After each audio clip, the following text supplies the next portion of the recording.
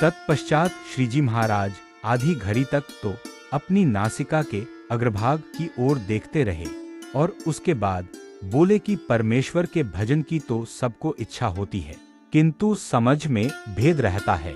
इसलिए जिसकी इस प्रकार की बुद्धि हो कि उसके हृदय में भगवान समस्त प्रकार से निवास करते हैं, उसका विवरण यह है कि जो यह समझता हो कि जिनके रखने से यह पृथ्वी स्थिर रहती है और हिलाए जाने पर हिलती है, जिनके द्वारा रखे जाने पर तारामंडल अधर में बना रहता है, जिनके बरसाने पर मेघमंडल से वर्षा होती है, जिनकी आज्ञा से सूर्य और चंद्र का उदय एवं अस्त होता है, चंद्रमा की कला बढ़ती और घटती है, निर्बंध समुद्र जिनकी मर्यादा में रहता है, जल के बिंदु में से मनुष्य उत्पन्न होता है और उसके हाथ पैर नाक कान आदि 10 इंद्रियां निर्मित हो जाती है, आकाश में अधर में ही जल रख छोड़ा है तथा उसमें गड़गड़ाहट होती है और बिजली चमकती है। ऐसे अनंत आश्चर्य हैं वो सब, मुझे जो मिले हैं वो ही भगवान के द्वारा होते हैं, ऐसा समझे। परंतु प्रकट प्रमाण भगवान के सिवा अन्य कोई इस आश्चर्य का करने वाला है ऐसा माने नहीं, तथा पूर्व में जो आश्चर्य हुए हैं, अभी जो हो रहे हैं और भविष्य में जो होंगे, उन सभी के कर्ता मुझे प्रत्यक्ष रूप से मिले, जो भगवान उसी के द्वारा ही हैं, ऐसा समझे। और जो स्वयं ऐसा माने कि चाहे कोई मुझ पर धूल डाले, चाहे कोई कितना ही अपमान करे, चाहे कोई हाथी पर बैठावे और चाहे कोई नाक कान काटकर गधे पर बैठावे, ऐसी क्रियाओं में भी मेरा समान भाव है, तथा जिसे रूपवती यौवन संपन्न स्त्री या बदसूरत औरत या वृद्ध स्त्री में संभाव रहता है, तथा जो स्वर्ण के ढेर या पत्थरों के ढेर दोनों को ही एक समान समझता है, इस प्रकार के ज्ञान भक्ति वैराग्य आदि अनेक शुभ गुणों से संपन्न भक्त के हृदय में भगवान निवास करते हैं। बाद में ऐसा भक्त भगवान के प्रताप से अनंत प्रकार के ऐश्वर्यों को प्राप्त करता है तथा असंख्य जीवों का उद्धार करता है, और इतना सामर्थ्य होने पर भी वह अन्य जीवों द्वारा किए गए मान एवं अपमान को सहन करता है। यह भी एक बड़े सामर्थ्य की बात है, क्योंकि समर्थता होने पर भी इतनी सहनशीलता रखना किसी से नहीं हो पाती। इस प्रकार की सहिष्णुता रखने वाले को अत्यंत महान समझना चाहिए। और वो समर्थता कैसी, तो ऐसे भक्त के नेत्रों द्वारा भगवान स्वयं देखते हैं।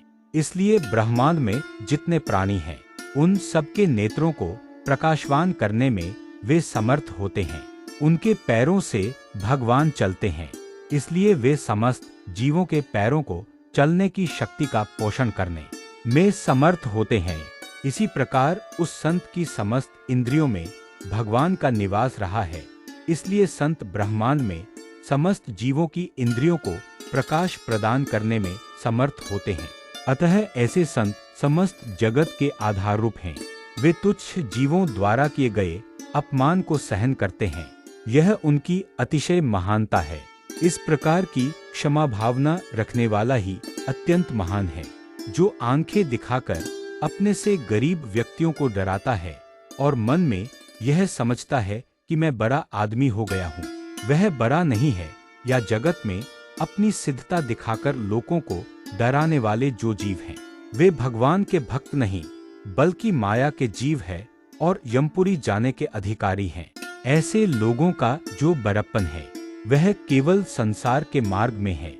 जिस प्रकार संसार में सवारी के लिए घोड़ा नहीं रखने वाले की अपेक्षा में 5 घोड़े रखने वाले को बड़ा माना जाता है, उसी तरह जिस व्यक्ति के पास ज्यों-ज्यों अधिक संपत्ति हो जाती है, त्यों-त्यों सांसारिक व्यवहार में वह बहुत बड़ा आदमी कहलाता है।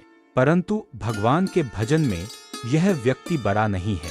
जिसकी मति ऐसी हो कि यह स्त्री तो अतिशय रूपवती है, यह वस्त्र तो बहुत बढ़िया है, यह महल तो बहुत अच्छा है, यह तुम्बरा तो बहुत अच्छा है और यह पात्र तो बहुत अच्छा है, ऐसे गृहस्थ तथा भेखधारी सभी तुच्छ बुद्धि वाले हैं, तब आप कहेंगे कि उनका कल्याण होगा या नहीं।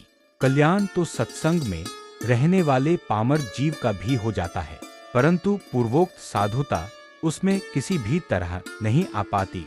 और पहले बताए गए संत के गुण भी उसमें कभी नहीं आते, क्योंकि वह सुपात्र नहीं हुआ। इस प्रकार वार्ता करके तथा जय सच्चिदानंद कहकर श्रीजी महाराज दादा खाचर के राजभवन में अपने निवास स्थान पधारे। इति वचनामृतम 27।